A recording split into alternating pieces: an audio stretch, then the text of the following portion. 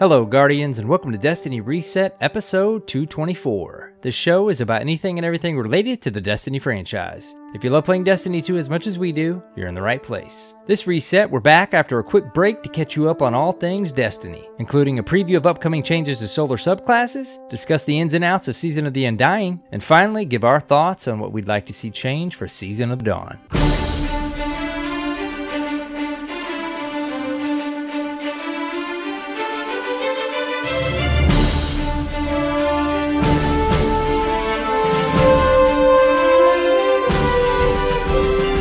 Hello, Guardians, and welcome. It's AER0KNIGHT, and of course, CyborgSasquatch. Hey, yo. Hello, Guardian. Hi, buddy. Happy Thanksgiving. Yes, happy Thanksgiving. It's technically Thanksgiving now. It is. Well, yeah, actually it is. You're right. It's 12:30 a.m. almost. Yeah. We just spent like 45 minutes talking about consoles and next gen, and then we said we should have recorded that and posted it somewhere. A fly on the wall could have a little voice recorder. That would be convenient. Yes. But yeah, here we are. We're going to do a show. Thanks if you're listening. We missed you last Monday. A few days ago. Yep. Things got pretty busy. It's kind of a crazy week because Thanksgiving being in the middle of the week, and then I had stuff going on all last weekend. You did too. Yep. We kept having to change the date we were going to record, and then we decided, all right, we're going to do it Sunday night, which is the latest that we can do it, and that didn't work out. So yep, we just had to compromise and figure out what's going to work between this and Thanksgiving. Let's just do one episode right in the middle. Yes. It's like we appreciate you guys for hanging out with us because the holidays do get a little bit trickier with coordinating. So that's exactly what Cyborg said. That's what we decided would be best. We're going to throw this up, give you an episode on Thanksgiving. If you're traveling, whatever, let's do it over the weekend.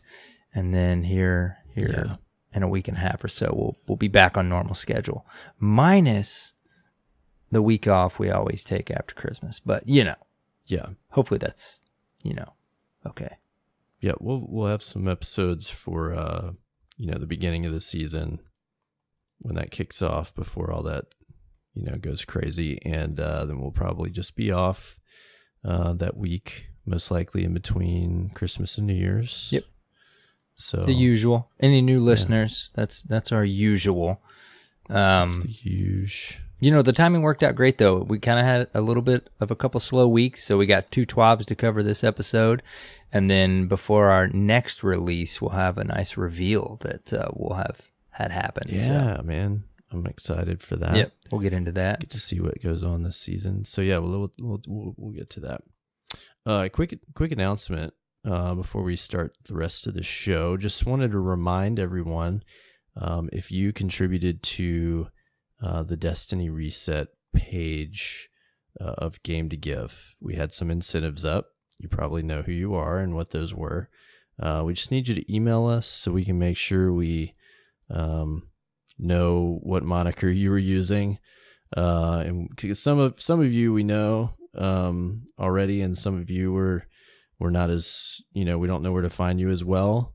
So we're just asking everybody that donated just to send us an email, destinyresetpodcast@gmail.com, and let us know, what you gave, what tag you used for that. And most of you gave of a certain amount that you earned a shout out on the show. So we also need you to let us know what NPC from Destiny I will impersonate when I give you that shout out. I'm not going to say I'm going to do this really well, but it's a thing I used to do. Yes. So we all enjoyed it. My darndest. Yes. Give it my darndest. Yeah, we've gotten quite a few funny requests. Yes, we have. I was going to say we already got quite a few emails, so we're just waiting on some others, and then we will get that show going. So yeah, I'm working on my EVA because I've never done an EVA. Ooh, yeah. Yep. That's right. Well, there you have it, folks. Turns out. Yep. I was going to say, so we don't forget to all that who is celebrating, of course, Happy Thanksgiving. We said it to each Yeah, other. if you're in the States or Yep. if you're from Just the like to US and you eat. celebrate it anywhere else or whatever. Happy Thanksgiving. Yes. Hope you're thankful for something. Yes. I'm Hopefully thankful we for all lots are. of things. There I'm you thankful for destiny. It's appropriate. I'm also thankful for food. Food, family, destiny. Yeah. You know. Family's all right. Food, I mean, that's really where it's at. Come on. Cross save, cross play, you know. Those are good things to be thankful for. Yep. Well, how about we do some news? Yeah, let's do it. We got, like we said, a couple twabs. News. Things to cover. News. Yeah, we got 2 twabs to cover since we weren't available to do a show last week. We had some juicy news on a bunch of stuff in the last twab that came out November 21st. And that week at Bungie, we were investing in solar energy. Mm-hmm. Yeah, solar. So, of course, we knew that there would be a touch on solar subclasses coming at some point, right? Festival of the Lost wrapped up last week. Vex Offensive is getting ready to wrap up. The new Undying Mind boss was added. Yep. Did that thing 3 times to at least get that triumph. So definitely can confirm Undying Mind. I have to say, I was a little disappointed. Yeah, I saw the how that rumblings played out. as well. I wasn't the only one. Yeah. But saw the rumblings. I don't know. I expected at least more, like a different. Yeah, instead of just a type of boss activity. swap, I guess. Yeah. Well, hopefully, I mean, there's like a little bit of difference in that it has like a different attack or something, I think. And yeah. Like there's some harpies or whatever that come out, and Yeah, I think don't know. part of it is Vex Offensive was fun, but just didn't. I think maybe a lot of people are on the same page. It didn't have quite the staying power as maybe some of the other activities we've seen over the last few seasons. So just a boss swap in that. I'm hoping it just pays off in the sense of this new structure of like the narrative and stuff and the seasonal story. The story from season to season. So hopefully, in the grand scheme, it'll seem like more than just a. there was boss just swap. a lot of build up. Yeah. For a boss to change. Right. And it almost feels like they had to scale down what they wanted to do. Right. Yeah. It's just kind of one of those things where like it just doesn't line up the way you think it should have. Yeah, right. Yeah. In several ways, I guess, because it doesn't line up, in one regard as far as like how they've been knocking it out of the park. And you can only do that probably, I guess, consecutively for so long before something maybe like this happens, and it just seems like, okay. But yeah, no, I see. I definitely feel what you're saying. I hadn't even gotten into the game before I saw the rumblings, and I'm like, oh no, what's going on? Yeah. And how much are they going to keep creating events like this to then abandon them? Mm-hmm. Like, I think it's just a shame that they make so many like unique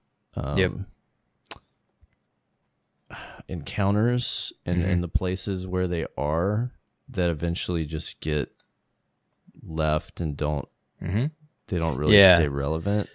I think there's definitely a bigger picture there with the future of Destiny and not leaving all this stuff behind, figuring out some sort of mechanic. They've tapped into it a little bit with being able to go back and get loot from them or increasing loot from older activities, but, to kind of keep them relevant. But, I mean, many episodes, several different episodes, I've talked about like a Trials equivalent on the PvE side of the game that went with us from season to season back in the day, DLC to DLC. They'd have to create something that wouldn't get stale. So that's a challenge, obviously. But I just feel like what you're saying exactly right now, like something that went with us and they added to it, right? Whether it be a boss or an arena, open a new door to take you to a theme of that season, a new arena, but the same type of wave bait. You know what I mean? Yeah. Anyways, Absolutely. we don't have to go off on that tangent, but you basically just tapped into that again, right? It seems like they're going to have to do something. That's kind of what I'm thinking about. And so anyways, yeah, so Undying Mind, he came, and Ikora reportedly finished her project, although it still looks like it's being built and she's asking for parts. I wondered that as well. So that's kind of odd. Mm-hmm. But I guess that way, like, anytime you join in, you can kind of see how that played out, I suppose. And that's cool, right? Sense. I mean, that's what I'm hoping, maybe in the bigger picture of rolling into next season, which maybe we'll get a little bit of a hint of with the reveal, is the boss swap won't seem quite as blah once we kind of see like where they're going with the story and stuff. Right. So I don't know. We'll see. Yeah, my hope is just that the payoff makes it worth it, you know? Mm-hmm. Yeah, definitely. So we were talking about Solar, and they've got some shakeups on the horizon for some of the Solar subclasses they mentioned. Is this one different? You remember when they did the Arc, they called it Arc Week, right? Yeah, then there was like an Arc Week. This seems like it's not like an event, right? As much as that, because this is coming with next season, with a patch. And so so they're just doing this as part of the patch. Okay, yeah. See, because we all remember they got a little bit of, kind of similar to what we're talking about with the Undying Mind. They got a little bit of negative feedback because they called it Arc Week, and everybody, expectations again, but thought it was going to be like this thing, and it really was just some subclass tweaks. And I won't say I'm sure that takes a lot of work, but it seemed as though it was going to be like this Arc overall theme, things going on. So obviously they've backed off that a little bit. Right. Just going to be some Solar tweaks. So they're talking about they want to make some changes to 3 particular subclasses to kind of bring them up to snuff in terms of playability in PvE and PvP, I think. So we've got Way of the Sharpshooter on Gunslinger, which is the bottom tree. Code of the Devastator on Sunbreaker, which is your middle tree, your newer of those 3. And then we've got Dawnblade, Attunement of Sky, which is your top tree. So we've got a number of changes and some of these are fairly big changes with even some new mechanics and things, which was impressive to me. That I'm pretty excited to try some of these out and see how they play. So without further ado, let's talk a little bit about Gunslingers, man. Yeah. I feel like Gunslinger is kind of the epitome, like the Destiny, the most Destiny subclass. Right. Yeah. You know what I mean? Definitely. Like there's just like hand about cannons. Hunters that are just so Destiny. And the hand cannons especially go with it. Yeah. Yeah. Yeah. Just that power fantasy, I think, is such a big part of the identity of Destiny. So it's like, even I feel like people that maybe don't play Destiny a lot or haven't much, like even if they think of Destiny and what they've seen of it, they think of a hunter and a hand cannon in one hand, right? It's just kind of like goes with the game. Yeah. And I think that's something that people can identify with. Like if you picked up Destiny and had never played a game like this before, it taps into that Wild West, right? Gunslinger shooter, exactly. Power fantasy, but in space, and so people can pick it up and be like, "Oh yeah, this is cool. I shoot with my superpowers through a gun, and I'm super agile, and this revolver, et cetera. Yeah, exactly." Anyways, so they talk a little bit about Way of the Sharpshooter, especially in PvE, has typically been paired with Celestial Nighthawk because you can get that great super-powered one shot on a boss. So they say they want to move Way of the Sharpshooter to be something players want to choose more often and for a wider range of activities. So they needed to differentiate the different Golden Gun paths and make Sharpshooter more versatile and interesting to use in PvE. So some of the changes they made for 3-shot, they increased the auto-aim distance and reliability when ADS. because it fulfills the role of long-range accuracy. For 6-shot, they shorten the damage fallout range to emphasize the short-range gunfighter role with a lot of kill potential. So this kind of makes sense. Like, if you want to be in front of a crowd and take out a bunch of guys in front of you real quick, you're like, blah, blah, blah, blah, blam, right? If you want to stand back and kind of snipe a few players or enemies, you can grab your 3-shot and have a little bit better, aim assist, if you will, and help with that. So that's cool. Then they added to Way of the Outlaw an explosive prox knife that can stick to surfaces and detonate when enemies pass nearby. So they basically took trip mines and stuck them on a knife. Do you remember how obnoxious trip mines used to be? Man, you could gosh. section off some lanes. Especially when you can unicorn somebody. You can stick it on their head. Oh my gosh. So this is kind of cool. You'll have this throwable trip mine grenade with your melee that you can use for traps. Like, imagine you are, you're getting pursued, and you can throw that, have somebody blow up as they pass through a little doorway. It's kind of cool. Be excellent. And then they have a new weighted knife. This is a huge deal, I think, for hunters. Right? High damage knife throw with a long wind up. It travels at high speeds, bounces once, and does extra damage to the head. Precision shot final blows recharge the melee completely.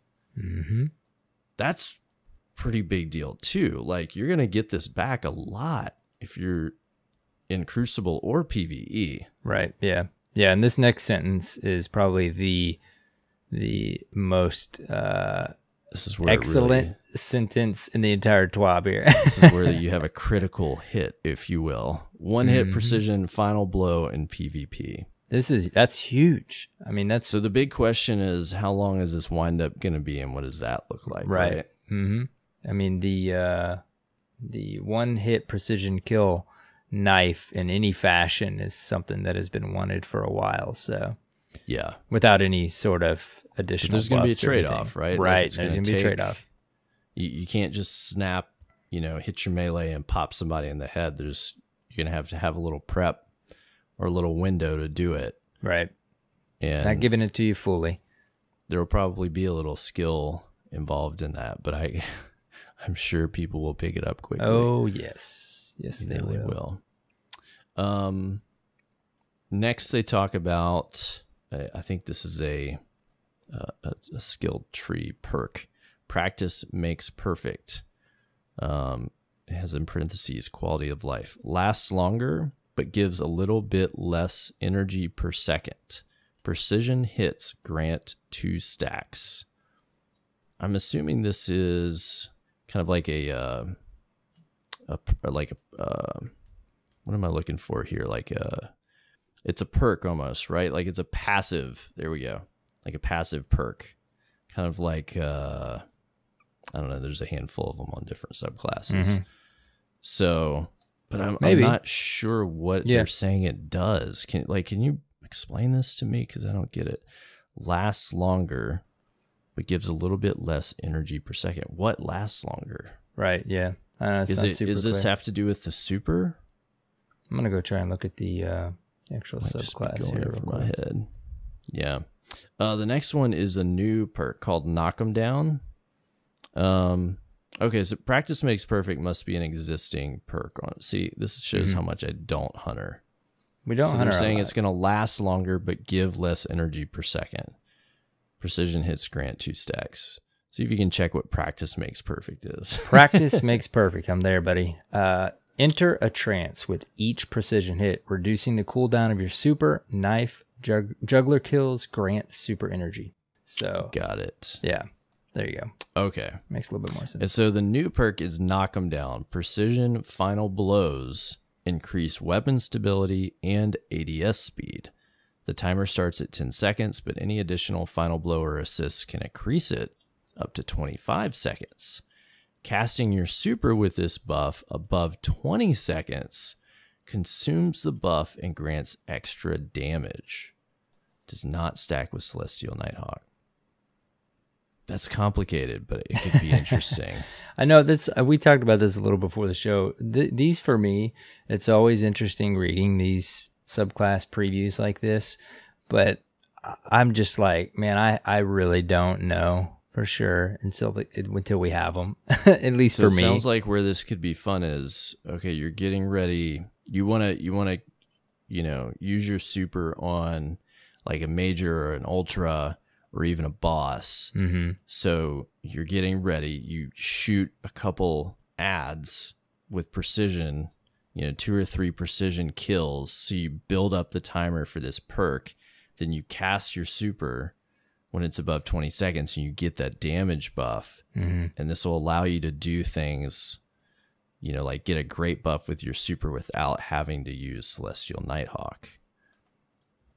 I'm curious what the buff is and what the damage is going to be, but I could see kind of where this, if they kind of fit it into how the current meta is with different supers and stuff, this could be an interesting thing for hunters to do. Without it's on that just Celestial. Nice just to get the retuned attention, period. So there's a lot of intricacies into these subclasses. A lot of times we just pick them and go play, but these days there's a lot of different things you can try to do. So add to that. Absolutely. Especially hunters. Hunters have like some really interesting builds on several of their. They usually spend a lot of time like rewarding really fun gameplay loops with the hunter subclasses, I find. Right. Yeah. So the last one is line them up. Old perks from Crowd Pleaser are now part of this perk, which was Golden Gun can cause precision damage and precision shots generate orbs of light. So all in all, this could make Way of the Sharpshooter kind of fun. Yeah. Yeah, the hunters out there are feeling it. I'm sure I saw some tweets, some excitement. So yeah, any improvement is something, right? Mm-hmm. Because that subclass doesn't get used nearly as much as it should. All I know is hunters or the solar hunters were the only supers that I didn't run from to try to shut down pre the last patch. Right. But now you can kind of stand your ground still with some of the other ones. Yeah. Anyways. Next up, we've got Code of the Devastator. I really like running this subclass. Dude, I never run it, but I love the idea of it.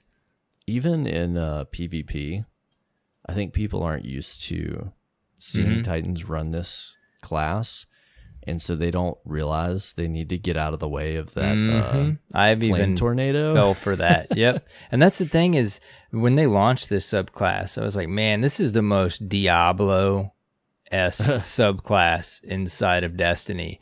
And I love the idea of it. I just get set in my ways, and I hardly ever run it. Yeah. My complaint with it is that you move so slow in the super. Yeah. Super, super slow.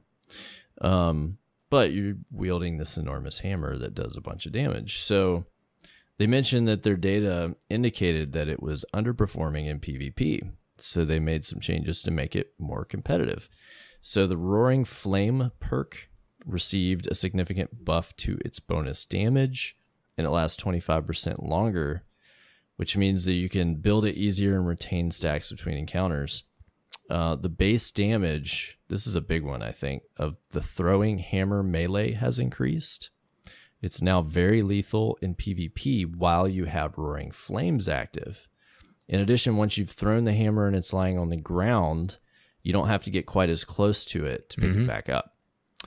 That hammer is really fun to play around with in PvP, especially in Momentum, by the way. Yeah, I've seen people just have some fun and do work with that hammer. You forget, again, like ridiculous. I forget it's even a thing until I see it again. Yeah. Yeah. It's a ton of fun to use. I really like it in PvE when I can throw it at stuff, and you if you kill something with it and you pick it up, it gives you your health back. Mm-hmm. So I use that almost kind of like you would use One-Eyed Mask, like just to get in and up close and throw your hammer at stuff. You know, you're getting shot at a lot, but you pick your hammer back up, you're fine. Yeah. You know, it's a lot of fun. But they also are making some changes to how the super works, which is, I think, good as well. Yes, that's excellent. So Burning Maul is going to last longer, so you'll have more time to use it strategically. I think that's a great change because, like I said, part of it is you're so slow, so you've really got to get in the right position to use it. And so sometimes you have to use it, maybe not the best position. So they're going to have it last a little bit longer. They also increased the height of the heavy slam explosion, so it will be more potent against airborne enemies. So with the throwing hammer, they mentioned impact damage raises from 100 to 120. And of course, the pickup radius from the hammer goes from 2 meters to 3.5 meters. They adjusted the hammer throw animations to fit a more damaging attack. I'm guessing you have like a bigger wind up or something. Mm-hmm. You're really heaving that sucker a little harder. I'm down with it. Barbarian. Very cool. And then the Roaring Flames, they give some numbers on that. Burning Maul. So the duration on Burning Maul Super is 21.2 seconds currently, and it raises up to 28.5. So that's 7 extra seconds. It's pretty good. It's a pretty good buff there. That's a lot. Yeah, that's a lot. And then they changed like the energy cost for the light attack. That's when you're spinning, and adjusted the animation a little bit. And then the ground slam will detonate when it detects enemies above it. This is kind of cool. So if people are trying to fly over it and they're directly over it, it's going to go boom boom on them. Yeah, like that's the only thing is it's like a slam. When you're way above a slam and the slam still kills you, it's like I understand why that might need to be a thing, but it's like how else am I supposed to get away from this? you gotta go to the side. Yeah, I guess. Like, come on. So I'm wondering about that aspect, but otherwise, yeah, you're gonna want to be far away when that thing hits the ground. I don't want to start running from supers again. I want to get my sniper out and dome them. Hey man, if you're gonna have to get the dome and then jump to the side and avoid that flame tornado. Right. So get ready. Words of wisdom. Yeah. Advice. From one Titan to another. Yes. Tell us about the Dawnblade, if you will. Dawnblade, the former warlock of Sky. Yeah. Asking the always Titan to talk about warlocks. You can help me with this. All right. Attunement of Sky. They say they wanted to push its air superiority gameplay further. When we initially released this path, its movement capabilities were tuned around the original Destiny 2 gameplay experience, which we know is a little bit different. Slower and more deliberate about positioning, basically, is what they say. However, over time, this movement needed to adapt to the new sandbox. We want to give the gameplay experience that the fantasy begs for, a flying angel who can maneuver with grace and destroy its foes below, which sounds amazing. Yeah. So, they say to accomplish our goals of reworking the air superiority role, we needed to differentiate the two Daybreak paths from one another. As such, we reduced the speed at which Burst Glide accelerates players in Daybreak. We know this is a controversial change, but we wanted to reserve the air superiority gameplay with Attunement of Sky, and the Burst Glide speed was blurring the lines between both Daybreak paths, which is, that's an interesting one. I'm sure many a Warlock read that, worried a bit, but it's all right. Icarus Dash. Until they read this next part. Right, I know. This is amazing. Icarus dashes while in Daybreak have increased speed and thrust to recapture the Burst Glide gameplay. For those running the air superiority path, we hope that while this change is different, you still feel as fast as before, but with maybe a bit more expression behind that speed. So there's more changes. Here we go. New Celestial Fire. melee. Send a spiral of 3 explosive solar projectiles. So before we dive into these even more, did you run Top Path much when you were a Warlock?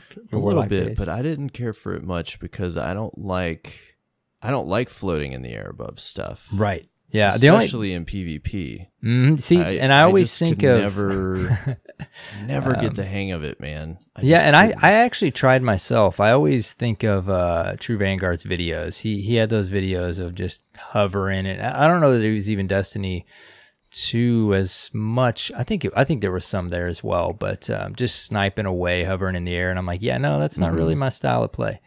Yeah, if you know how to use it properly, yeah, especially with Icarus Dash, it can be really deadly. Well, see, and I can't. What do you think? Well, that's the thing with Icarus Dash 2 is I thought I possibly would play more Warlock because of that, just missing that capability. But no, it wasn't enough to. And when they made the changes, I want to say, when was it? Was it when Forsaken came out that they made it have just, or it was like the Go Fast update when it would just you could zoom, like just fly across the map. And I played with it a little bit then because that was pretty fun, being able to do that. But I mean, anytime I'm running Dawnblade, like I'm usually gonna run bottom tree so you can have that fun, like keep your super forever. I mean, it's ridiculous. Yeah, so, and I love middle tree too, just because it's fun to have a feeling of that support role, because we don't get it like overly feeling of that in Destiny. But I mean, Warlocks basically became the D1 Titan there for a while with the dashes and the speed of light. But my Warlock is always just in a weird place. I think I've mentioned this before. I've always mained a Titan, and then I go PvP with my Hunter, typically my Titan and my Hunter, but then I'll play my Hunter quite a bit in PvP. And then my Warlock is like, I love playing on the Warlock when I make time for it, but my Warlock is always like this, okay, if I just kind of want a different PvE experience for a little while, I'll go play on my Warlock. But anyways, it's like, I mean, a lot of PvP players main Warlock now because it's got just a ton of utility. And I think that the changes to this subclass is going to make, I think it's going to be the new jam. Yeah, no, I think you might be right. Yeah, so moving on. The way that the dash is working. So, Heat Rises. It's a rework. Consume your grenade. This is interesting. To extend glide time and dramatically reduce the in-air accuracy penalties for weapons. That just goes along what we were talking about originally with the gliding strategy. If you want to hang out up there. Yeah. Winged Sun rework. Fire weapons. Use celestial fire and throw grenades while gliding. Airborne final blows grant melee energy and extend the duration of Heat Rises. All right, here we go. So Icarus Dash rework. Tap crouch twice to dodge in midair. Dodging in Daybreak accelerates players farther and costs less super energy while under the effects of Heat Rises. Note, due to the nature of these reworks, Wings of Sacred Dawn received a buff where it gains 15% damage resistance while the Tome of Dawn is active. So just to wrap it up, they say there are a whole swath of changes we're working on that extend beyond these 3 subclasses. Most solar subclasses had some tuning, and some non-solar subclasses got a bit of quality of life love too. So anyways. It'd be great if they do something about middle tree Titan arc. Yes. It needs some love in PvE. It's not really useful. It's always nice to get the Titan love. I'm sure everyone listening will agree with that, and they're not thinking about a certain exotic helmet. But anyways, before we move on, I mean, overall, I mean, what do you think about this? I think these are some great changes. I like seeing them continue to work on the existing tools that we have and make them, I mean, all in all, like a lot of this just sounds like they're going to be more fun. Like, and that's always a win, you know? You know, the thing that's interesting about Destiny, and I think it's just a matter of how much time you want to put into it. It seems like it's gotten more I guess, subclass depth over the years, but it always kind of felt like subclasses are like, okay, you can kind of look at them and pick, but like you're still going to do work, especially in PvE, no matter what you pick. But it seems like more than ever right now, especially with attention to the subclasses like this, if you take time, I mean, you see, these content creators we all like, what they figure out you can do. That's the fun part of it, right? Like I'm still running, Void, and ever since I saw a video and I figured it out, I messed with it myself, Doomfang with Void Titan, Bottom Tree, and Monte Carlo. That's where Destiny is its best, right? Especially on the PvE side. Some builds and right. Yeah, and everybody enjoys that. Like if you can get to that depth. I've been running like a really fun build, because I'm trying to work on the Vanguard like quest that you have to do that gives you like the shaders and everything. And one of the last steps is you've got to get arc ability kills or super kills in strikes. Okay, so I was like, well, how can I? On my Titan, because I could also do it on my Warlock and just cheese all that stuff with tickle fingers. But I was like, how on my Titan can I keep my abilities up? So I was kind of looking through exotics and different stuff. So I'm running bottom tree striker, or no, top tree striker, which is Code of the Earth Shaker. So you get shoulder charge. Damaging enemies with shoulder charge gives you grenade energy, right? But then I'm running what is the name of the chest piece? It's Heart of Inmost Light. Yeah. So using one ability helps improve your other abilities and helps them charge faster. And then I'm also running Monte Carlo. So anything I do, any ability I use gives me more abilities. Right. Yeah. Monte Carlo is crazy, man. Constant loop.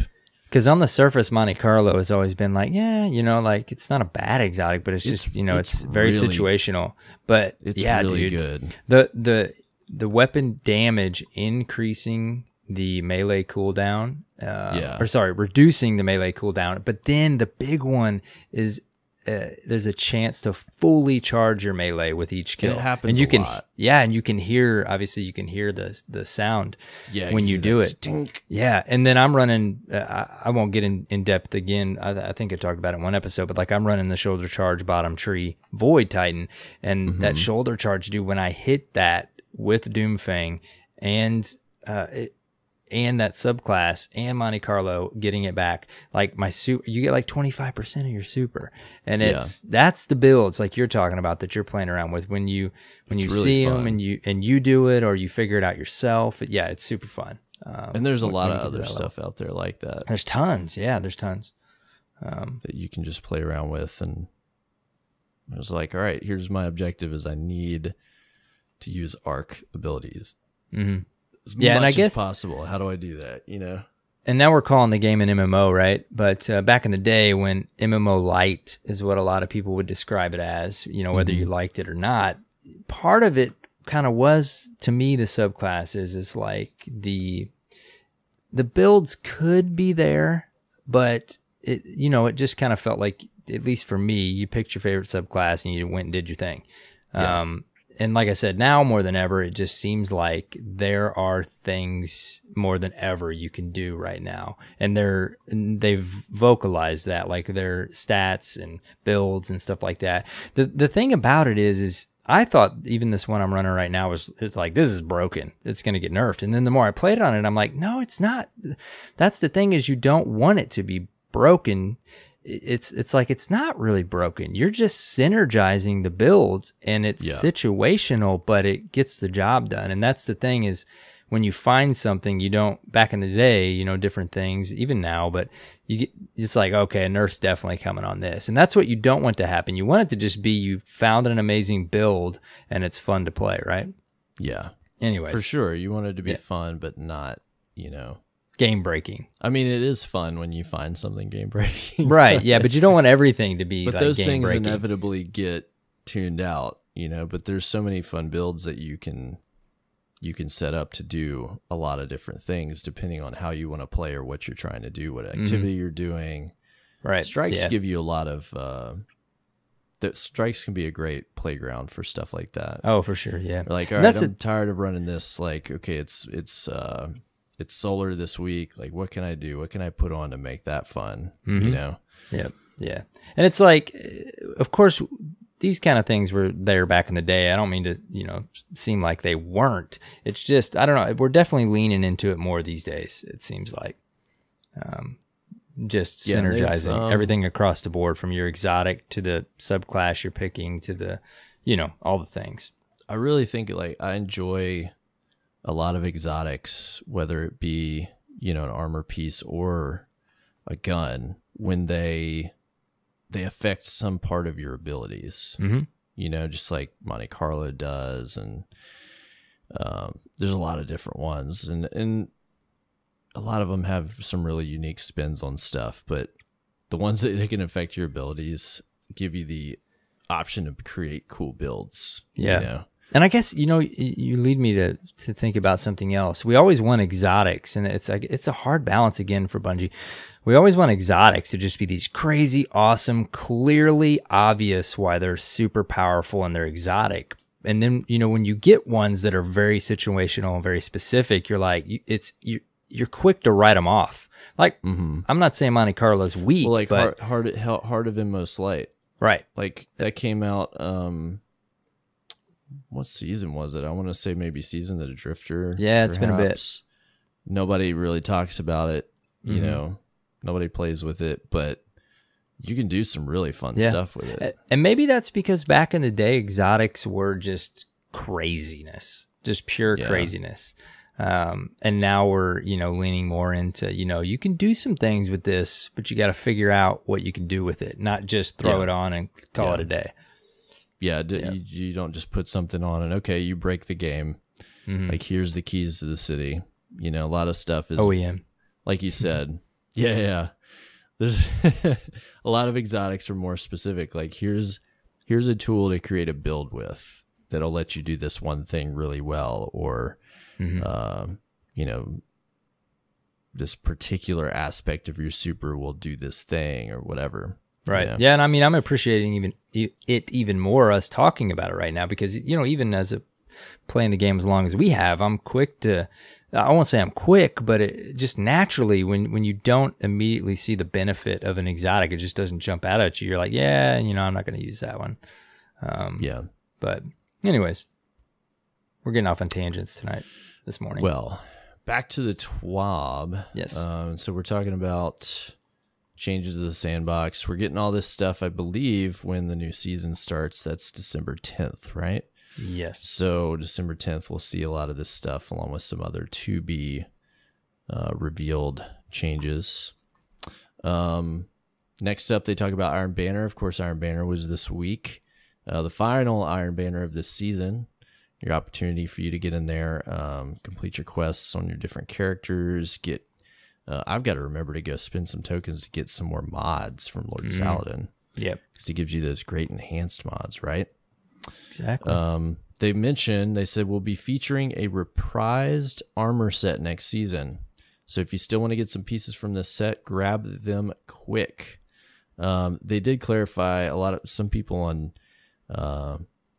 Twitter were like, oh, what if we get, you know, the Taken King era Iron Banner set to come back as a reprise? But Dimji did very quickly responded and said, no, we're not getting any reprisal of any D1 sets coming back, unfortunately. It does kind of stink, because sounds like we'll see means D2. a version of a D2 set. Yeah. It's not that they were bad. It would just be cool to see a D1 set come back. I mean, that Titan D1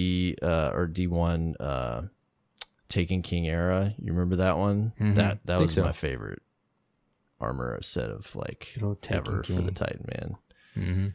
It was so cool. It had that cool thing on his head that was like a mohawk and just this awesome helmet. It was great. Oh yeah, okay. I ran. You know what? It's not even clicking. Now. Yeah, dude, I ran that helm a long time. Oh yeah, it was great.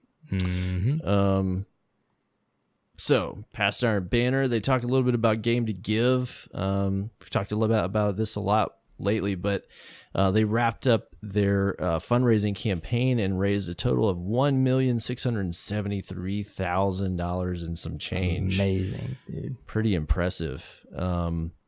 So that they mentioned for the Bungie Foundation, that gives them the capacity to expand into 5 new hospitals in 2020 and help over 250,000 more patients than they ever have before. It's pretty impressive. Yeah, it's awesome. So there's going to be some, some kids getting them iPads, which is pretty cool. And then, of course, there's funds that went to a lot of local charity hospitals. So they talk a little bit about Children's Miracle Hospitals and how many kids are treated as a part of the Children's Miracle Network. Some very amazing figures.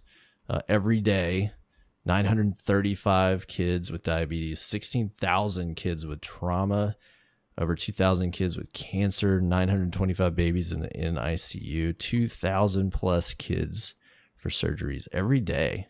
Yeah, in Children's Miracle Network hospitals, which usually operate as charity hospitals in a large part, which is pretty awesome. I'll tell you, man, it was amazing. My niece got really sick last year, and our children's hospital hadn't been built yet, but the hospital that was building it had, a children's wing. And so she went in and she had this certain, I can't even really tell you the whole details of what the illness was, but it's like partially related to a disease. So she went in through treatment. She was in the ICU. She got well and everything was okay. And then they called them up like a month later and they're like, hey, we just want you to know, St. Jude is like, they're covering the bill for this. And they're like, what? Wow. They're like, yeah, it kind of qualifies because it's related to this certain type of disease. And this is part of the charity part of the hospital. So we're covering your bill. And they're like blown away because I mean, it was not cheap and they're not rich, Right. Yeah. So it's a big deal what these hospitals do for families. So great thing to support. Anyways, next up, some interesting news. They're launching, first off, the next edition of the Grimoire Anthology, Volume 3. Very exciting. Again, our friend Myelin worked on this, which is very cool. It's a nice navy color. I'm excited to find out what's going to be in it, what the content will be this year. I still don't have Volume 2. I'm actually asking for it for Christmas. Nice. Yep. Yeah. I hope you get it. I'm sure so Santa too. will be kind to you. Yes. Come on, Santa. Yeah, Santa guardian. What if Santa is a guardian? Whoa. Don't do that. That's tripping me out. In the future, where Santa is a guardian protecting the last city from humanity's worst enemies. Where would he be in the tower? I'll tell you where he would be. We need more NPCs over with Holiday. I mean, it's like no love on that end of the tower. Like, what if Santa shows up in like hunter garb? He's like, Guardian, he's an exo, right? Because he had to live forever. It's like, Guardian, I've got you on my naughty list because you pledged with the Drifter. Oh.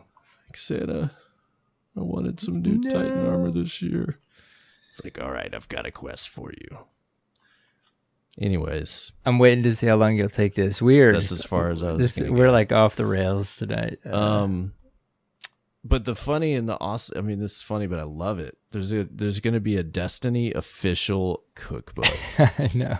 How great is this? For only $34.99. I'll pay it. Yes, I wasn't meaning that was too much. Yeah.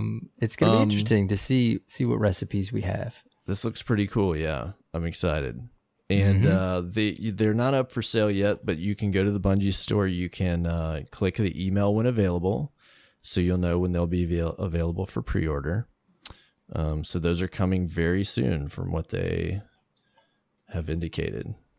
So, yeah, see, and what's interesting is I was thinking it was going to be, they say the official cookbook is filled with recipes inspired by the characters and locations seen throughout Destiny's expansive universe. So it's not like the team put together their favorite, even though that might be a little bit the case. But yeah, this is like almost, like in world kind of like, hey, here's some of the stuff based on the themes and so maybe we'll see like Ikora's lamb chops and Cade's famous hummus recipe or something, like hopefully not chicken.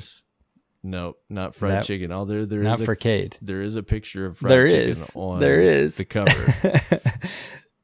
It's not the Colonel's famous fried chicken though.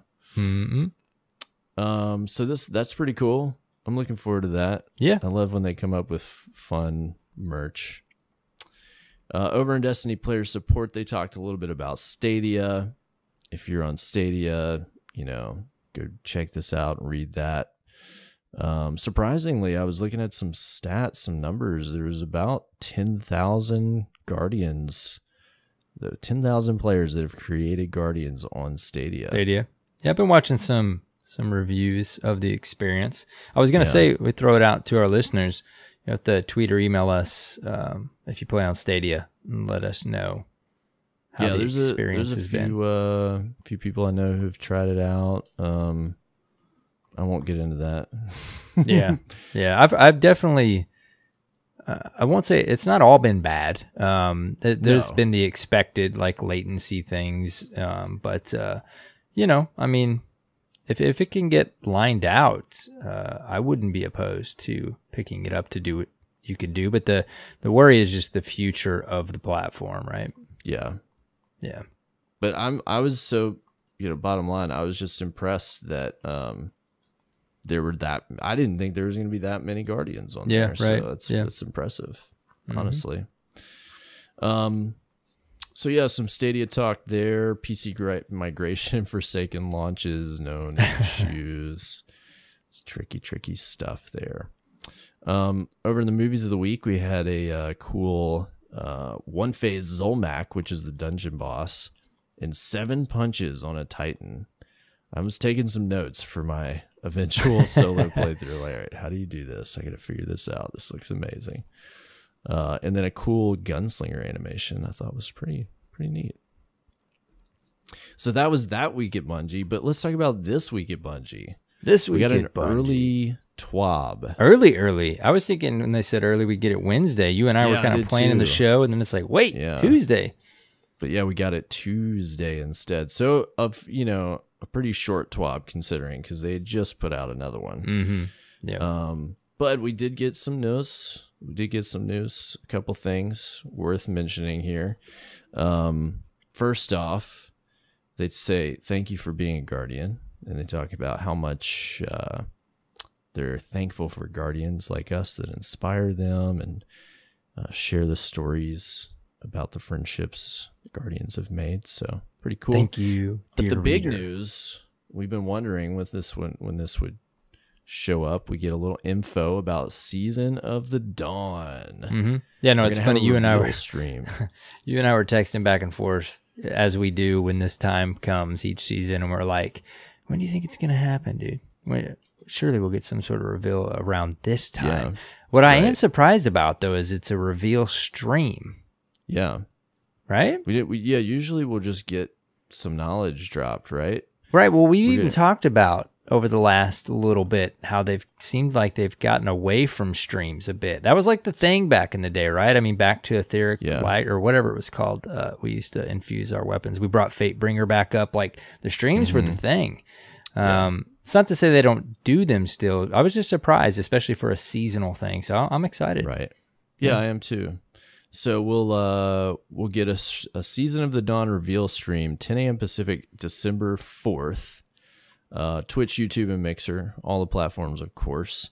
Some kind of some people have said that the background of this looks like a Vex Gate. Yeah, I saw that. Maybe a little Vex Gate, maybe a little Vestian Outpost. Flare, in my opinion. I don't know. Yeah. We'll see. Maybe we'll be playing some Trials next season. Dude, I'm telling you, man. And that reminds me, you had mentioned to me, and I don't know that it was this exact same thing. I saw also like I think this might have been what you told me. even inside the app, like they changed what used to be called Trials of the Nine. They changed it to just Trials. Inside of like, I think a menu in the app. I think there's been also some API updates. Yeah. So, you never know. Stuff. You mentioned something too to me a couple weeks ago, and it's like, it could just be like a thing that's just, It would be a great reason for there to be a stream about it. That's the thing, is like, I'm hung up on this stream thing because it's literally just a seasonal change. So to me, it's like, okay, maybe they want to do it because they want to further explain to us how they want seasons to work now. Whether, and we'll get into this in discourse a little bit, like how the pinnacle cap's going to work, how power levels cap's going to work. It's like, maybe that's enough for them to want to talk. But then, like you said, maybe there's something else. I don't want to like get everybody's hopes up. I know, we got to temper those expectations. I love to put that tinfoil hat on. And I love Trials. But I'm gonna temper. All right. Keep it cool. Yeah, we're good. We get what we get when we get it. It's hot at the lighthouse. Yep. So get ready. We will, as usual, we'll probably try to host the stream on Twitch for you. If you go to twitch.tv/Destiny Reset, we'll be able to host it. And, you can hang out with us and chat and stuff while that's going on. Fun times. Yeah. Especially since we get this episode in the middle of the week, this should still be live by the time you hear this. There's going to be a Black Friday sale over on the Bungie store. They're going to have 50% off on some Black Friday merchandise. They haven't said what specifically, but there's also going to be some new gear. So we got a little picture. We got some new shirts that look pretty cool. There is what looks like I think this is a stocking. I thought it was socks, but I'm just looking. I was like, oh, this might be a Christmas stocking. Got a little beanie. And here's one of the coolest things. There's like a light up engram. Oh, yeah. I saw that tweet. You press it and it changes colors. I guess it's like a nightlight or a lamp. I don't know. They also mention any purchase through December 9th includes a free Destiny 2 emblem. This is a cool looking little emblem. I don't know what this symbol is. It's interesting. Not sure either. Looking at that. And then purchases of $50 or more includes a limited edition Destiny art print. And it's this cool print with some Vex on it. I like it. But here's some really cool news is that there are 3 unique pieces of merch. It looks like a poster, a print, and a shirt available through something new that they're pleasing. They say, we're pleased to announce the Bungie Store's Community Artist Series of official merchandise featuring art from the Destiny community. So we've got 3 different artists. Sergei Parshakov with a piece called Vermilion. It is a what looks like a nightmare guardian across the Red Keep on a poster. Really moody and cool looking poster here.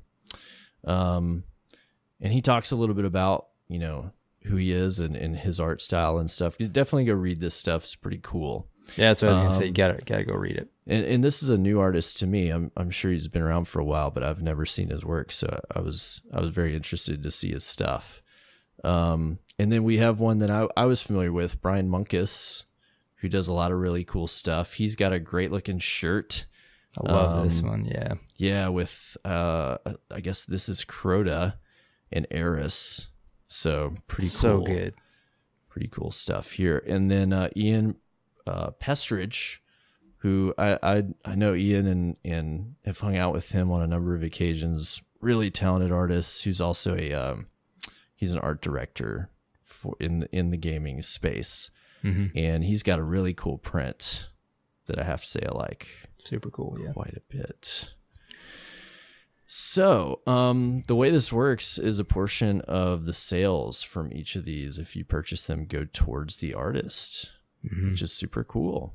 Yeah, I love this overall. This is fantastic of them to do. If you like the work, be sure to support these guys and purchase something. I think this is great and can give a lot of really talented community artists an opportunity to have something unique that's sold from the Bungie store, some official merch, like make some money that way through that channel, I think is really cool. Yeah. So next up, they talk in Destiny player support again about Stadia. Something funky going on with Chrome extensions. If you're having any problems there, be sure to read this. Let's see. They also talk about holiday support. Of course, Thursday and Friday, Bungie will be closed. That's of this week. I guess that would be the 28th, 29th, right? Mm-hmm. Of November. But they will have their operations center live, keeping track of what's going on in the Destiny universe, making sure things are running. There was a big, I don't know if you noticed, man, the other night, this past weekend, there was a super long downtime.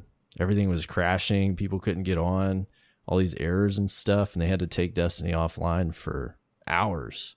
Man, I missed it. I think it wasn't until, I want to say it was last Friday, and it was like maybe 11 o'clock at night Central when they got everything back online. I don't know what ended up happening. They don't talk about it here, I don't think.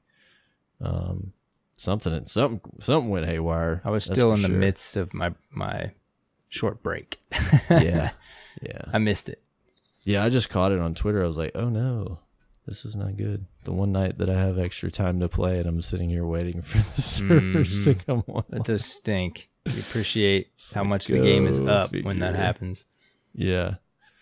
So over in the movie of the week, we've got some cool stuff that's worth checking out. Especially this Undying Yeet. Yeah, we were laughing about this. Yeah. The Undying Mind just launches this dude across the map, and it's I can't remember where it was, but I had something similar happen to me recently. I don't know what's going on in the Destiny sandbox. Crazy. Something hit me like that, and I just took off, like flew way out of the map.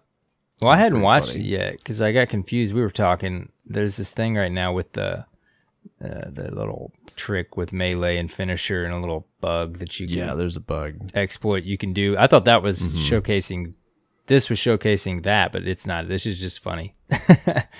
Yeah, launching off the map. Anyways, that's great.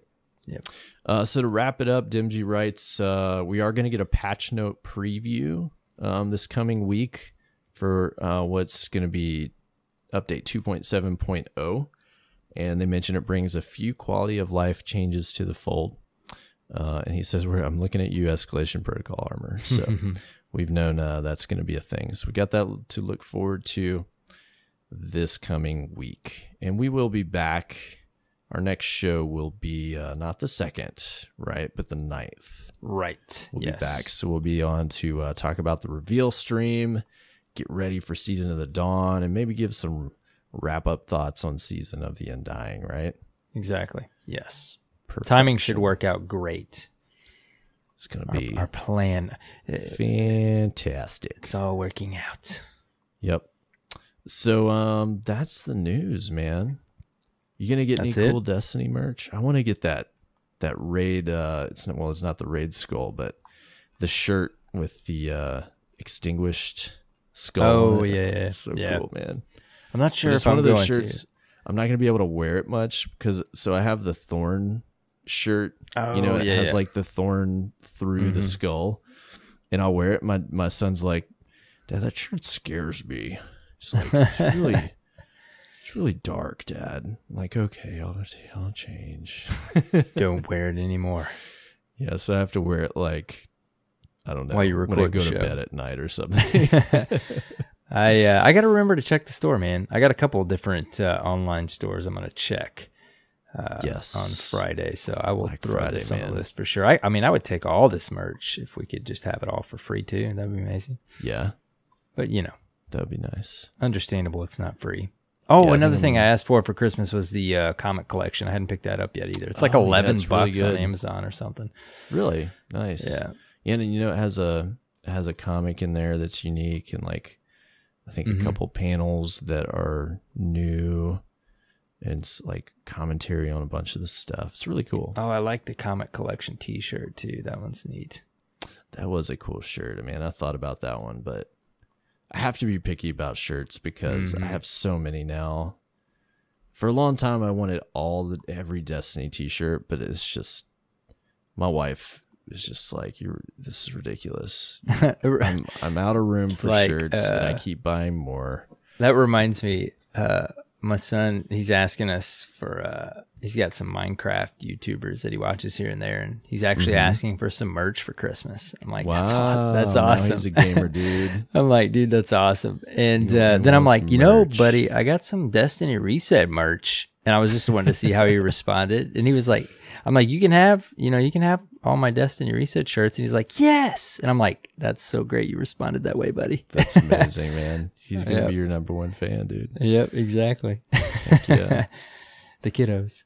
Well, how was your reset, Arrow? Tell us dude, about what you've been up to. It feels like it's been a little bit. It has. I came off the last episode talking about I was just kind of on a gaming break. That continued, dude. We talked about it a little bit before the show. I definitely, at that time of the year where other than Minecraft with my son, I've been on a little gaming break. I think I went like a solid 5 or 6 days without logging into Destiny, which in the grand scheme of things is not very long, but the way we we have fun and play the game, that's a long time.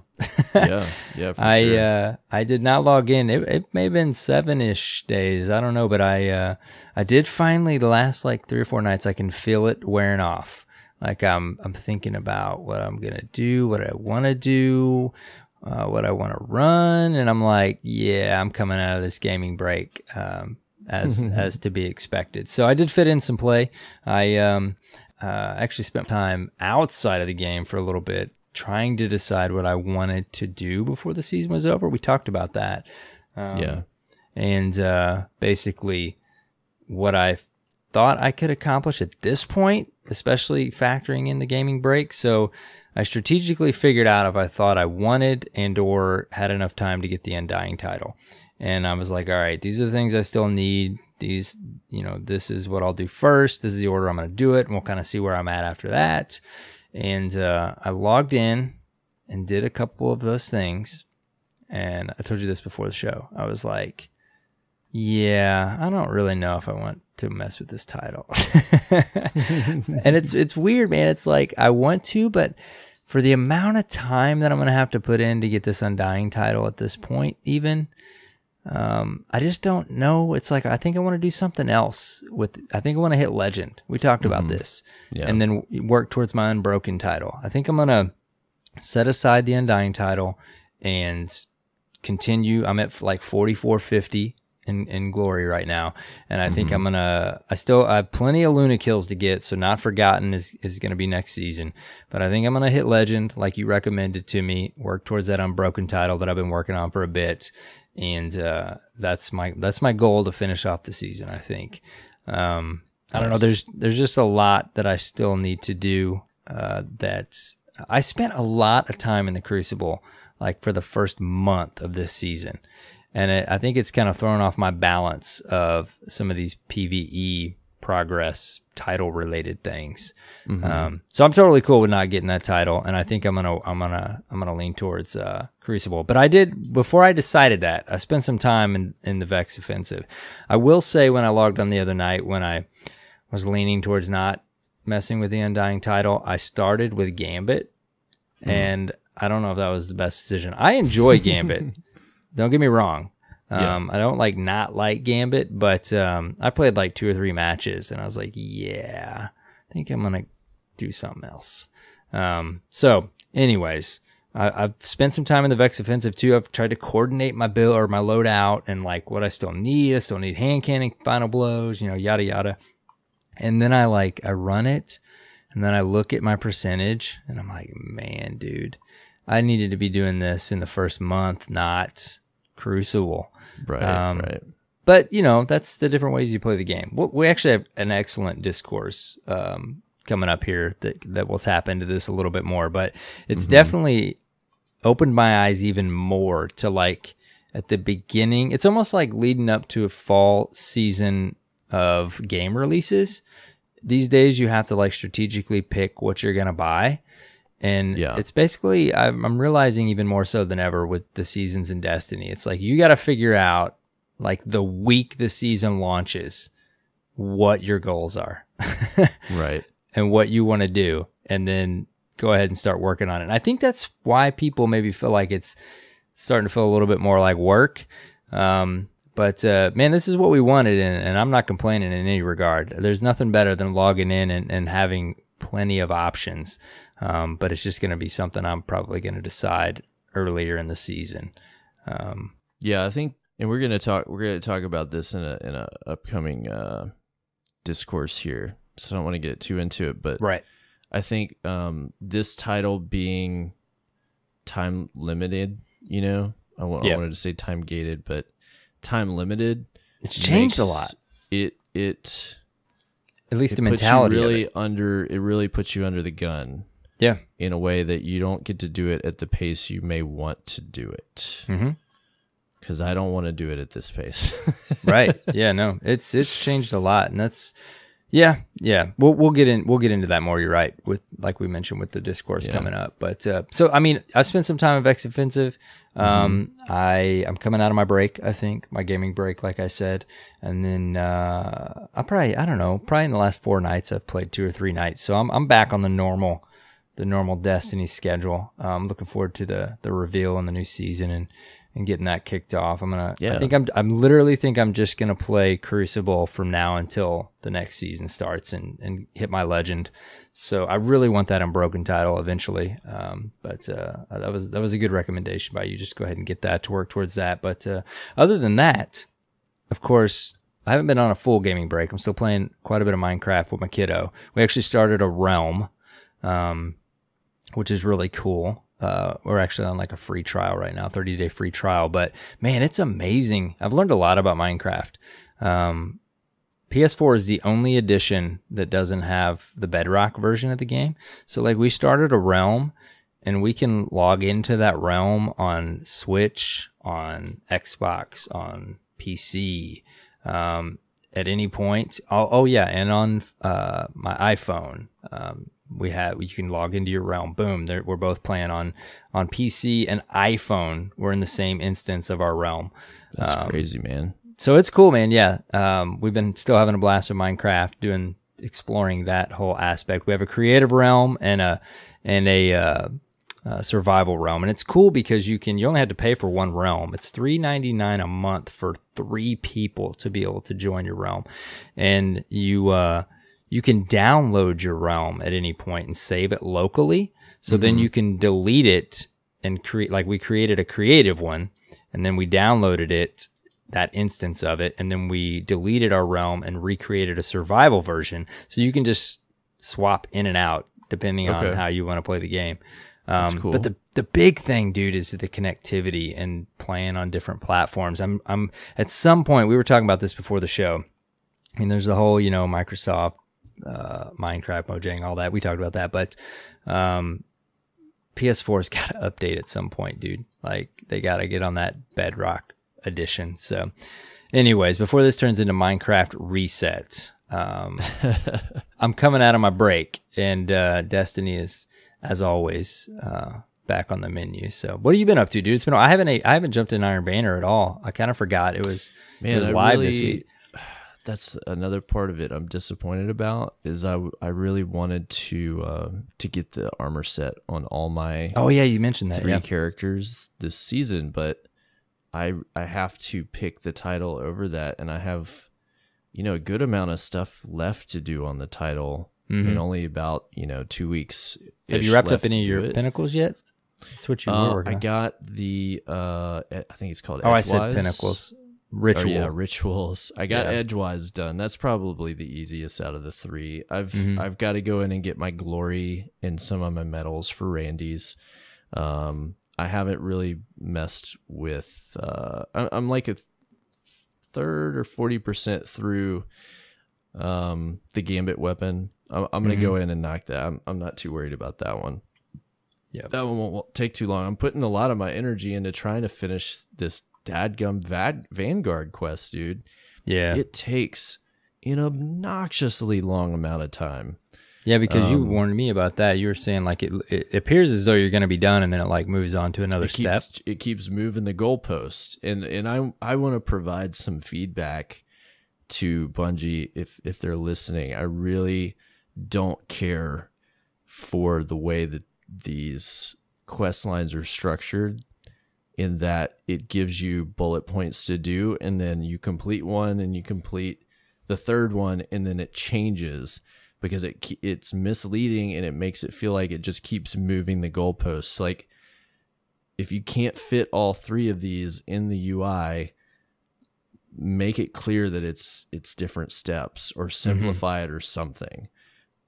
That's one piece of feedback. The other piece of feedback is the amount of time that you have to invest just to get some shaders in an emblem for this Vanguard quest is utterly obnoxious. Yeah, because you get both shaders, right? Because it's obviously part of the badge to get the title. Yes, that's why you have to have it, is because for the badge, for the title, you have to have these shaders and emblems unlocked. Yeah. Otherwise, it really is the time factor. No way in heck I would ever do this quest. Yeah. I mean, this is like, and the amount of time invested, this is like D1 Thorn. Okay? Yeah. Like, no sane person would want to spend their time doing these specific things and strikes and do this many strikes. That's what I was going to say. And it's so we got to keep holding off until we get to our discourse, but it's like more than ever, we have a lot to do, and a lot of it is legit and excellent choices, but there's a lot of grindiness to this title that seems a lot like of it's grind more and busy than work. More than grinding has ever been before. Yeah, it feels and that like that it was weighed into my created, decision, right? Like, do this thing mindlessly so that it feels like you earned it. Yeah, it really does more than anything else. So I'm hoping we see maybe a little bit of some tweaks. I don't know that we will right away, but on these seasonal titles, I don't know. I need to see a little more creativity here. I know it's like the whole first page. Go on the Vex Offensive. Do this with these weapons. Yeah. I don't know. Just it's not that me much to feel different. like it's just a lot of grind. Worth it. It's got to be more than this. I just can't tell you how many times I've thought over the last week and a half, like I would get the title, but I've had the thought like, and it's not like I want to go necessarily play something else. I want to play Destiny, but I'm literally making the choice like, do I really want to spend this much time to have Undying purple banner on my character when I could do something else in the game? And not something else, play another game, just do something else inside of Destiny. Yeah. Basically. Anyways, what else you been up to? Yes, I mean, working on that, just trying to mix it up and just do different parts of the title. Like, that's all I've done. And then we've been doing the challenges for the raid. Those haven't really been too bad. We weren't able to do last week's because everybody was kind of spread out, but we did the first two. Is this week the last one? Come up. This Yeah, reset? I think we're on the boss this week. Okay. I read into it a little bit. It sounds a little tricky, but nothing too crazy. They haven't been too bad. They've been manageable. So I appreciate that. Like, okay, make it a little challenging, a little bit difficult, but not obnoxious to where you never want to do it again. Like, if it's right, kind of going back to like the original King's Fall challenges, if it's reasonable enough that it just ups the difficulty a bit in your strategy, then you'll want to do it so that you can, get the extra weapon or the extra drop that week. And that's what I like, is the ability to get an extra drop by completing it. So it's like, hey, yeah, let's do the challenge so I can get another piece of loot. right. So that's cool. And I really like this raid. I'd like to run it more. I think with this time of year, it's hard to get as many people together because there's a lot of other games people are playing. People are traveling a lot around the holidays, are super busy for work. I mean, I've been crazy busy with work and family stuff this fall and this season. Same. So Yep. It's just kind of that time of year. It is. It definitely is. But as I'm enjoying a lot of aspects of the game. There's a lot of cool stuff to do. A lot of stuff I haven't even really touched, like Nightmare Hunts, barely touched them. You know, I'd like to. I'm gonna need to go in at some point and play with them because I'll want to get the title that's associated with that. But you know, I'll have to kind of weave that into stuff over this coming year and get that a little bit of it at a time, because I just can't play this game enough to play all this stuff and get the title I want this season and do XYZ. You know what I mean? Like, there's a lot to do. I'm basically December 10th, and a couple days after, I'm going to identify my goals for the season. You got a goal set in Destiny now. You got to pick your passion and like write down what you're going to be doing and get the spreadsheets back out, man. Exactly. They're already out. Yep. But that's really it. You know, I have a little bit here and there. Been playing some more Outer Worlds. Oh, nice. Just a little bit when I could fit it in. And really enjoying that game. You know, the only piece of feedback I have is that I don't feel like it's hard enough. I'm playing on the normal difficulty though, so I'm realizing I probably should have played it on a harder difficulty, but it's still really fun. And I love the world building and the quests, and the characters and stuff are really fun and funny, and there's lots of surprises to find and stuff. It's a cool game. I like sci-fi, so I can't remember. I was actually just watching some stuff on that game again today. But have you seen, maybe we talked about this on the show for a second, that game called Outer Wilds? Yeah, different game. Yeah, but I remember I watched a trailer on that, and I was thinking, I just glanced at it real quick and was thinking I was watching another trailer on Outer Worlds, and then realized very quickly, totally different game. Close to each other. Like, yes. Yeah, this is like an indie game. It's like $25, but I realized very quickly it wasn't Outer Worlds. And then I remember like reading the comments, and people were like, "Oh, I thought this was Outer Worlds. My bad." But everyone was like, "A little bit this like looks, No Man's Sky." Right? It does. It looks amazing, dude. Yeah. Like I really want to play it. It looks cool. I've heard good things. I've heard it was good. Yeah, it was a good game. No Man's Sky like one of those... is still kicking, man. They I think either have an update coming again or one on the way pretty soon. It's that game. They turned that game into an MMO, by the way. Basically, they made it like fully multiplayer. I downloaded stuff. The most recent one. I think I mentioned on the show. I played it just a little bit, but that's another example of a game, dude. Is if in a world where there wasn't Destiny, I would be destroying No Man's Sky. Because I started playing it and I got super hooked. And I don't remember what the circumstances were, why I wasn't playing as much Destiny at that point, but like I was sinking a bunch of time. It's so good. Yeah, it's just so good. You throw on some Spotify on your console and just kick back over to No Man's Sky, like some instrumental or electronic stuff, and you just explore. Farm resources and yeah, it's a fun game. Definitely. It is fun. But yeah, man, that's pretty much it. I'm really like, I bought and loaded Jedi Fallen Order. I want to play it so That's another bad, holiday one like, I've asked for. I can't play this until I get this title done. I cannot. And I'm also afraid that if I pick up that game, that I'll never finish Outer Worlds, which I really want to. So wait till you're done with that one, yeah. I'm like, all right, I got to do this title. I got to finish Outer Worlds.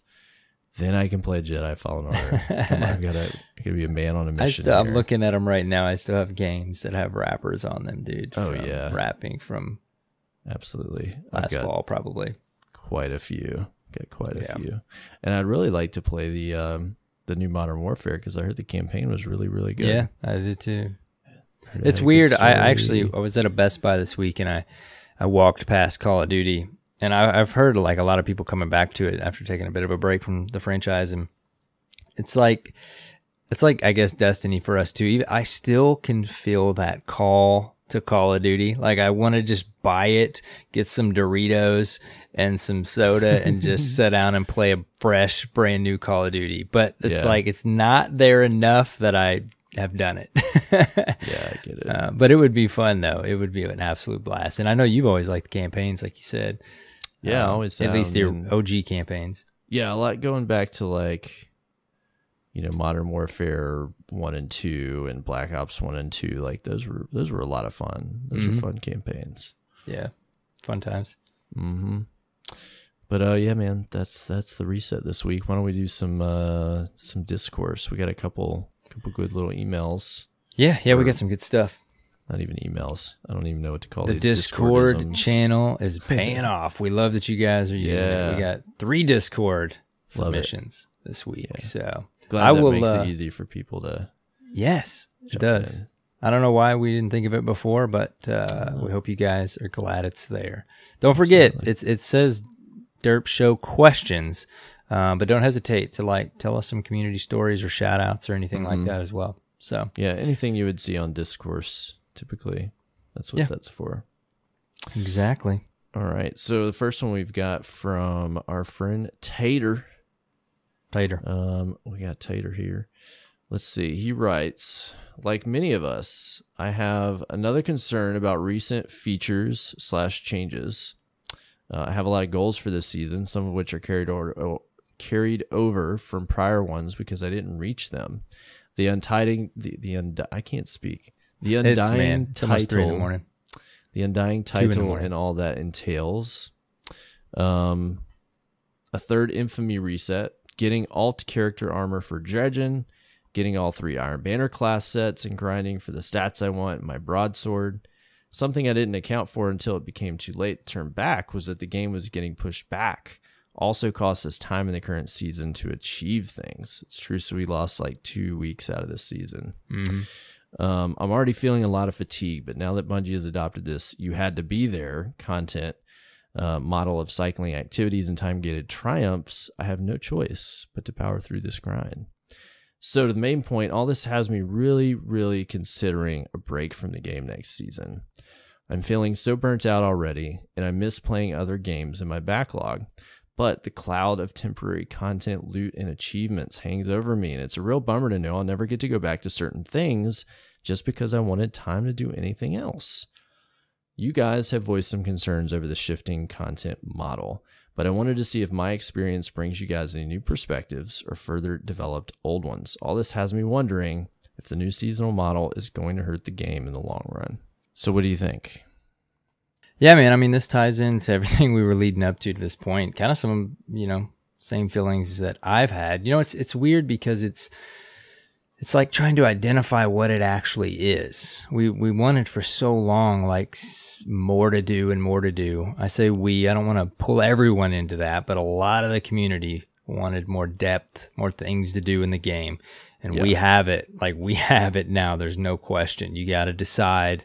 Like I was talking about next season, decide what your goals are, what you want to do for the season or, that particular period of time in the game. And we know why they've told us why they're leaving things behind. We know that's some back end stuff as well. I'm sure there's more playing into it than just that. But as far as just the overall functionality of the game, and it just keeps getting bigger and bigger and they can't sustain that.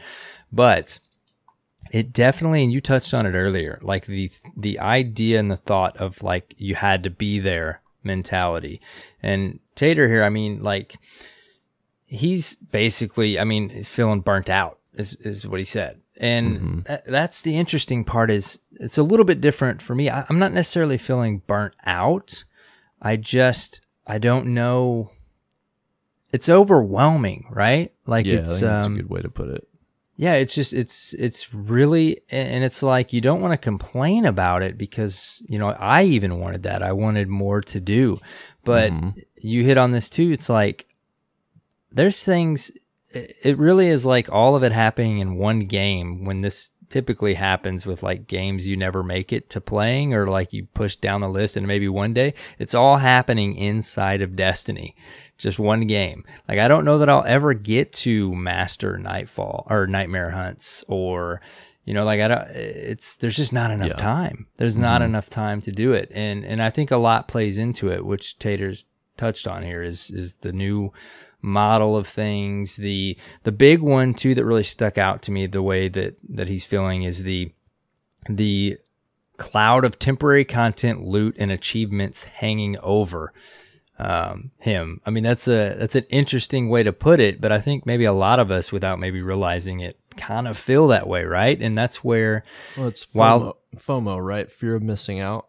Right. Yes, exactly. And it's like, while the game doesn't necessarily feel like work, it kind of can, even though you're still having fun, right? Yeah. I don't know. I mean, we'll bounce off each other. What do you think initially? I think my take on it right now, being in a similar place as Tater, in that I'm feeling the pressure. Mm-hmm. Like, all right, I don't want to miss the opportunity to get this triumph, to get this title, this and that. I got to put other stuff on the back burner that I might want to do more. Like, I'd like to raid more. I'd like to do the nightmare hunts. I'd like to just do more of the moon stuff. I'd like to be doing the dungeon more. Like, there's all this cool stuff that I really enjoy. But I do really enjoy getting the titles and having them and earning them. But this one has just not been fun.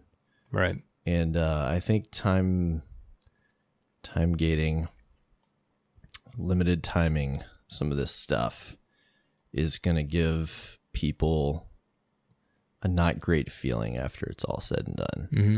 Yeah. And I think that's going to work against their enjoyment of the game. Well, that's what's strange is if you set that aside, everything is really quite, as far as I think, in an amazing place right now. But I feel like this particular little thing that I think a lot of us are feeling right now, whether we've identified it or not, is like the one negative aspect is like it just doesn't match well with the place, the amazing place the game's in right now.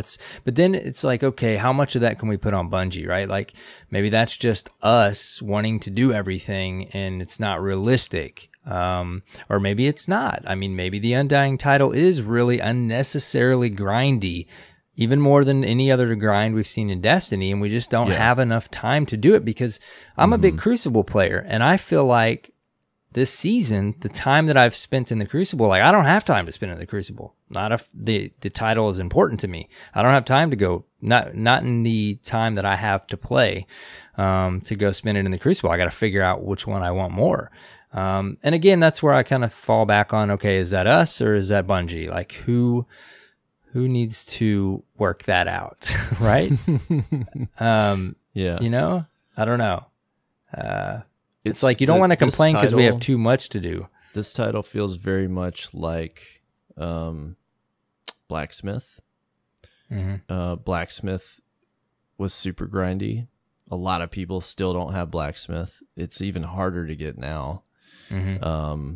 But it just took a bunch of time and some luck for some things, and just a big stinky grind. And it took me till, I think maybe it was the season after I finished it. But I really had to like be on every day, chipping away because it was a grind.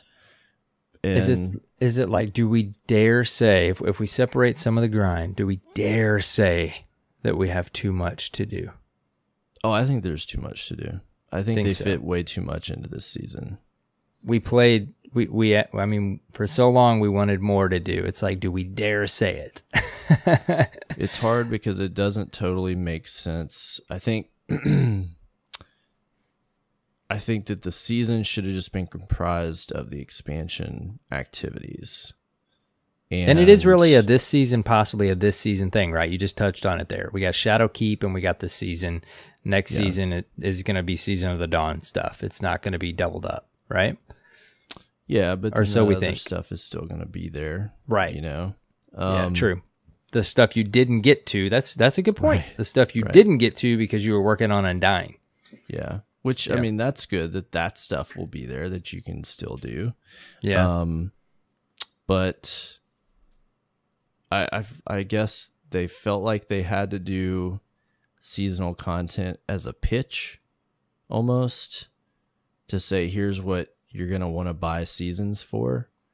But if this is the pitch, and I was not the type of player that I am, and I was on the fence, I might not come back next season, because the Undying stuff on its own was not super impressive. Mm-hmm. You know, I don't know if I'd pay $10 to run Vex Offensive. Mm-hmm. Maybe if you consider the raid part of the season content, I don't know. We don't know if there's going to be a raid next season. It's weird. I'm banking no. But yeah. I could be wrong. It's weird because it's worth $10. It's just how can I say Not this? that it's not worth $10. Right. And it's not even experience isn't the right word. It's the thought that I've had multiple times over the last 2 weeks. Do I really want to spend this much time grinding what the Undying title wants me to do when I could do something else in the game? So it's the value of $10 is there, depending on what you consider fun or what you like to do in the game. But it's like, is that what you want to do for $10? Exactly. Right? Yeah. And again, we're bringing the monetary aspect into it, but just from a gameplay perspective, it's like, I don't know. It is an interesting thing, man. I feel like a lot of Guardians are feeling this. It's not necessarily like that it's an overwhelmingly bad thing. I feel like the game is in an unbelievable place right now, but we're talking about this for a reason, and Tater's brought it up for a reason. There's something with this that just isn't meshing quite right. And granted, this is the first season of this new model, if you will.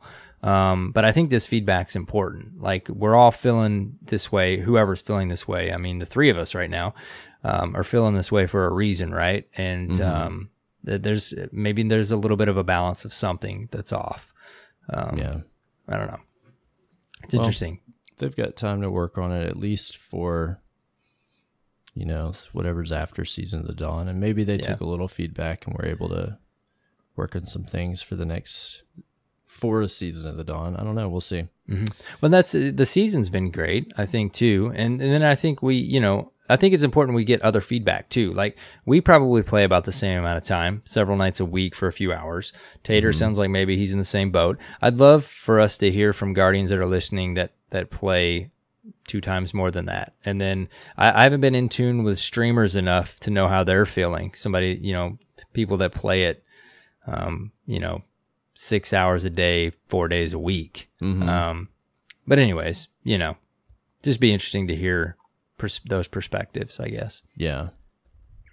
So, well, we've got another one from Hindu Fury from our Discord as well. And he writes, he said, y'all mentioned in the podcast that the light level could possibly be raised. He's referring to next season, but I don't know if that will necessarily happen. If you can buy the seasons a la carte, raising the powerful light limit may result in people getting left behind if they opt out of one or more seasons. Do you think that raising the pinnacle cap would be more feasible? If someone's got to 960, I know I wouldn't have much incentive to do all the activities possible since I've already made it to that cap, and the only way to push forward would be the XP grind. Right. Yeah, and I think we mentioned at one point in one episode, randomly thought, like, what if the artifact we get the new artifact and we lose that bonus and the power level stays the same. I mean, Hindu has an interesting, thought here too on it. I mean, what do you think? I mean, how would that work if the pinnacle cap changed? It is feasible because, and they've done this in other seasons as well. It's as simple as they offer, some gear from a vendor, or as part of the season pass that brings you up to, X power. I guarantee they're going to have something that drops at probably 940 or 950, either from a vendor or from the season pass if you buy the new season. That you'll be, and especially even just for alts. You didn't get to play with your Warlock or your Titan or whatever the heck. Like, you can just go, grab the gear and jump in and be at level, but then you're going to have another power grind to chase. I don't know if stuff like this works without a power climb that's significant, because then all the activities that give you powerful drops don't have any meaning. Like there's a bunch of stuff right now that whenever I finish it, all it does is give me drops at the power level I'm at. Same, and that's fine when you're trying to, you know, get all your gear up to level, or, you know, you're trying to do, you know, get better stuff with better stats instead of just power. But if you're going to introduce activities and any of them are expected to have any challenge, like have a delta, then you've got to have some kind of climb and reason for people to want to go and, you know, do milestones and do things that give you drops. Otherwise, that stuff is not very engaging for players. Right at the moment. So I mean, not enough high stat armor drops. Yeah. Like I'm not grinding pinnacle stuff because I realized it was like at first doing it was cool because I'm like, oh, I'm getting up to, okay, now I'm, you know, 51 or 61 or, you know, whatever. Like I'm kind of moving up. But then as I realized, like, oh, well, in like 3 weeks, they're going to raise the power cap again. Like it just didn't matter anymore, you know? Right. And so I just kind of stopped worrying about getting pinnacle stuff. Right. Yeah. I mean, I will say, as much as I like the power grind, it's always fun. You know, it just brings back the element in the game and what we like in most games. It's just that feeling of leveling up. But I would be okay with less of that aspect. I mean, obviously we saw the biggest because we got the bigger expansion this season, but you can spend more time doing those other things we were talking about if we're not grinding for power. I don't see that going away in a meaningful way. Yeah. Because I mean, obviously it's not going to be as big of a jump. That is the Destiny carrot on the stick. Like you can only do so much with new gear because there's a limit on how much of that they can create. Right. So the artificial scarcity they create is through the power system and having to power up. And that's the only way you can make a game like this where you have to put this kind of time in. It's the only way you can make that and keep it engaging. Otherwise people will get bored because they're just getting more of the same stuff. Right. At the same It'll power. I mean, whatever, obviously we're going to probably see all of this or a hint of this with the reveal stream. It'll be interesting to see what they have decided as far as power and what it means and, you know, what it'll entail and the pinnacle cap, right? Yeah. I don't know. That's a good question. I mean, that's one piece that I'm very interested in seeing how they're going to structure that. Mm-hmm. Yeah, we'll find out. Soon enough. But great question. It's a great thing to think about. Oh, it's a great topic to speculate on. You want to grab this last one here from our friend Davis? Of course. Mr. Davis. This is a very serious Destiny question. When you guys were kids, did you ever have chili and cinnamon rolls as a school lunch? I want to know if this is a Midwest thing. First off, what? You know, I had chili at school lunch. That was a good option that we had, but I don't know about chili and cinnamon rolls. And I'm in the Midwest. Like, so like he's saying they would serve this together in the cafeteria? In the cafeteria, I'm sure. Just you got a bowl of chili and you got a side of some cinnamon rolls. But why? I don't know. Why those two things? And he could just be trolling us. I don't know. I'll tell you one thing that was good at school lunch was always when you had like the grilled cheese or the peanut butter sandwiches. That was always a good option too. The thing I remember about cafeteria school lunches, because I was the kid that brought his lunch quite a bit too, was like the race to the cafeteria when the bell rang, like to get your seat. You got to get there first, man. Yep, to get your food in your seat. That was like There was certain stuff that would be like big high demand items at our school. It was beefy nachos day, which is, you know, basically you get a bowl, it's got chips in it, and they put like this beef, like taco beef, you know, on it, and then nacho cheese, and like you would eat that. That would be the meal, and you could put stuff in it. You know, they would have like lettuce or sour cream and tomatoes. Like you make like a taco salad or whatever, But that was the most popular school lunch in school, and you wanted to get double. You wanted to get extra, but they would run out. They would run out of this food, and so you'd have to be like in the front of the line if you wanted to get double. Mm-hmm. Yeah, man, school cafeteria lunch I don't even know where it's currently at, but in our lifetime, it had come a long way. Because I remember when I was younger, it was like milk and a grilled cheese or peanut butter sandwich and like some sort of vegetable. And then like by the time we got to, I guess not really high school for me. Before that, it was like a la carte. You could choose different. We didn't have nachos, I don't think, like that, but you could choose different things. And then they had some a la carte stuff. Like you could go to this one line at my school, and you could get either like a hamburger, a chicken sandwich, or a ham and cheese sandwich. You know, that was one thing. And then they had another line that was like these little like personal pizzas. You could do that too. But all this like costed, you know, it would cost different than the regular school lunch. For sure, yeah. And then you put it on your balance, and then your parents. You'd have a balance.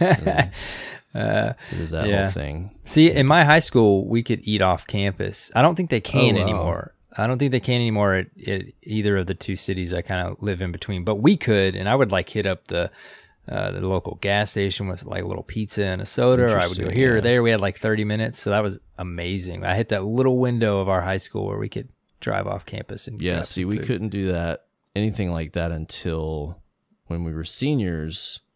You know, you would have a shorter day. We would get done as seniors after, I think, what we called fifth hour. So by like 11:30 or 12 or something, you were done. Yeah. And so we would, you know, you would leave and go eat lunch then. Yeah, no, 10th, 11th, and 12th, we could go wherever we want. I remember our Wendy's in our town was just far enough away. I could drive all the way to Wendy's, get a junior bacon cheeseburger and a couple of those, and then they were 99 cents then. Those was were amazing, jam, man. And then I could eat it on the way back and make it in time for my next class. Nice. Yeah, I had it down to an art. Absolutely. Anyways, great question, Davis. Well, next Davis, time, that's make super it weird. Destiny No, related. we never had that. So either you're trolling with us, or you're gonna have to give us like the origins of why anybody would do that. And we need some backstory on that. Yeah. Well, that was Dirt Fam Discourse. If you've got something you want to say to us, you can send us an email, destinyresetpodcast@gmail.com. You can send us a SpeakPipe, speakpipe.com/destinyreset. That's like a voicemail. You can hit us up on Twitter at Destiny Reset. We've got our Discord channel titled, what is it? Derp Show Questions. Yes. Derp Show Questions. Our Discord, if you haven't joined, is discord.gg/Destiny Reset. Really easy to find. Come join if you want to chat about Destiny, talk about the show, find people to hang out with, play with. It's a fun place. Yes. I was going to say, all the times in this episode, I think we're up to 3 or 4, we've asked you to send us some of your thoughts. There you go. Cyborg just told you all the places you can do it. Yep. Now's the time of the show where we normally give shout outs to our patrons. Do we have any new patrons this week? Dude, we do not have any new shout outs this week, but we have like 3 or 4 Guardians pending. Check those Patreon messages. Give us that gamer tag. We want to give you that shout out. All right. Thank you, Guardians. Yep. So if you don't know what a patron is, go to patreon.com/DestinyReset. And for as little as $1 a month, you can support the production budget of our show. And you get a few things in return. You'll get a shout out on the podcast right now. You get a gamer tag posted on our website in perpetuity. And then you get an invitation to a Discord channel just for Dirt Fan patrons and supporters, where you could ask us anything you like. Even about cinnamon rolls and chili or whatever kind of weird Midwest stuff. And then we'll talk about it for a while. Yep, absolutely. All right. Well, Arrow Knight, where can people find you on the internet? You can find me on Twitter and YouTube at AER0KNIGHT with a 0. What about you, sir? Super. You can find me at CyborgSasquatch on Twitter. Also, you can find us at Destiny Reset on Twitter. You can find us on the web at www.destinyresetpodcast.com. That's your source for all things DRP. There's links to subscribe on your favorite podcast app of choice, links to email us, go to the Patreon, go to the Discord, all the stuff. You can find the links. If you're listening on Apple Podcasts, thank you for your reviews. I think we have some new reviews this week, right? We do, yeah. We've got several. We want to give a shout out to Brendan Breakfast, A. Dyson, Chef 1981, Chief. And then we got a resubmit, Big Chief Clay. We want to give you a big thanks for that 5 out of 5 re-review. Thank you. We appreciate you giving us another chance. That's right. No smack in this episode. Yes. Excellent. So thank you so much for your reviews on Apple Podcasts. Doing that helps us get seen and heard by more listeners just like you. So if you're listening and you haven't at least given us a star rating or left us some feedback, please go do that. It just takes a couple minutes. It means a lot to us when we get feedback and we get to hear what you think about the show. And we love the opportunity to get in front of more people. So thank you so much. We appreciate it. Yeah, we got a lot of new Guardians finding the show. It's cool stuff. We got many new followers on every time we visit Podbean's website. So we appreciate you guys checking out the show. Absolutely. Great stuff. You know, I was thinking earlier, dude, when we were posting the show today, like we do when we record on Sundays, and whoever's listening to this, like in the next few hours, it's like 2 a.m. in the U.S. Central Time. You're gonna get it as fresh as you ever will. This show, it'll be like an hour old. Yeah. we're gonna get this thing edited and posted, and it will be as if you were just sitting talking with us just an hour or two before that. Crazy. Isn't that crazy? I don't know what I'm talking about. If they're lucky enough to be there right at that moment when you post right it. At that moment, the Guardians across the pond. Yep. But hey, Possibly. if you're listening, no matter where you are, have a happy Thanksgiving. Yes, Thankful, happy Thanksgiving for what you've got in your life. You know, all the things that so much. If you're listening, you've got things to be thankful for. Let's put it that way. You know, and we got to say too, all the things that we of course can be thankful for, but we are all also thankful for the Derp fam. Some amazing Guardians. Absolutely. All right, dude. All right, man. It's almost time to go to bed. Yep. Night time. All right, guys. Until next reset or 2. Have fun playing Destiny 2 and take care, Guardians.